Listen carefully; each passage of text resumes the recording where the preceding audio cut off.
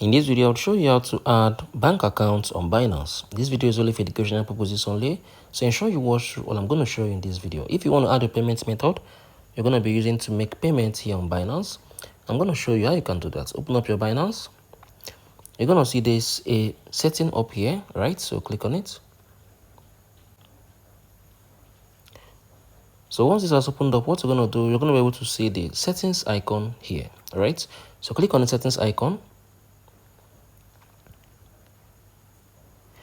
So this is going to come out. Scroll down a bit. You're going to be able to see payment method. Click on it. Once that's opened up, you're going to be able to see P2P payment methods. So if you click on it, you're going to be able to see an option where you see add payment method, right? You can come on there and add the payment method you want to be using to make payments or to purchase crypto here on Binance. I hope you found this educational video helpful. Please let me know below in the comment section if this video helped. I'll see you all in the very next video.